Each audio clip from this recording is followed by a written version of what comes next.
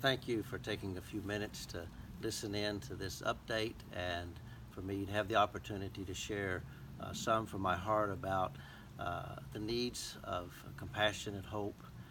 First of all, it's important to me just to say to you, thank you. The differences that we're making in the lives of these rescued ones, the transformation that they are experiencing, the future hope that they have is because of your love and your prayers and your giving. We could not do this without you. I just received a picture yesterday of two of our young ladies who we received when they were 12 and 13 as orphans. And now they've graduated from high school. They spent their first year after high school serving in the Village of Hope in Busan, northern Thailand. And last week they went off to Chiang Rai and they're studying in Bible school there and preparing themselves for full-time vocational ministry for the rest of their lives, transformed, full of hope, and now they will make a difference in the lives of others. This month of April and May is always our greatest months of rescuing and the increases in the homes. We actually have birthed 2 new homes, and our numbers are pushing. I've been sharing around 700, but our numbers are pushing on up now closer to 800 rescued ones in 40 different homes of hope. Thank you for being a part of this magnificent, wonderful, amazing transformation that God is using in the lives of those being rescued out of horrific circumstances and into hope and a wonderful future. So thank you. Of those being rescued, there's so many stories, and each one is so unique and different. But in the country of Laos, about a month ago, a mother abandoned her 2 little girls, 4 years old and 6 years old.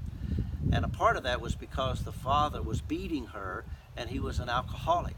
And so she just left. And the father, in his alcoholic rage when she left, built a fire, and he was going to take the 6-year-old and the 4-year-old daughter and throw them in the fire. And a neighbor saw what was happening and came over and stopped him from doing that. Still in anger, he said, okay, if I cannot burn them, then I'm going to sell them. And he literally took his 6-year-old and 4-year-old daughter, put them out on the street, and hung a sign around their neck, for sale. Well, we were able to hear the story and go rescue that 6-year-old and 4-year-old girl, and now they are safe in one of our homes of hope in the country of Laos. Because of you, we have the funds and the blessing of God to be able to carry out this wonderful, loving gospel ministry.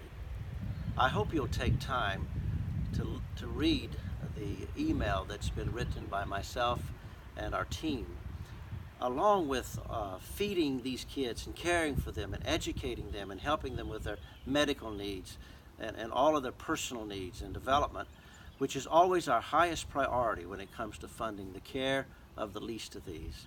But around these homes of hope, there are many, many different projects that need funding.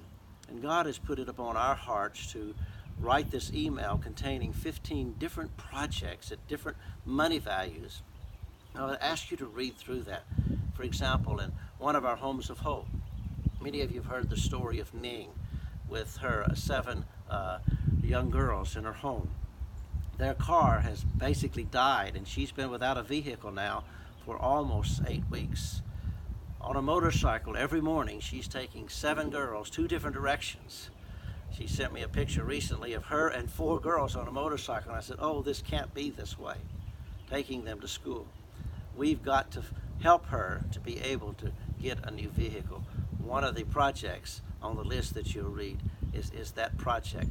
Wells are needed, furniture for new homes that are being built, and furniture for classrooms and schools, and a safety wall in the Philippines for the new Village of Hope that is there. Please prayerfully read through that list, and please give generously as God would encourage you to do so, that we might help these homes not only care for the kids, but have some of the extra things that are needed to take care of them in a better and safer way. Again, thank you for listening, And may God bless us, and may God keep His promises to meet all the needs that we have in the ministries of CHF.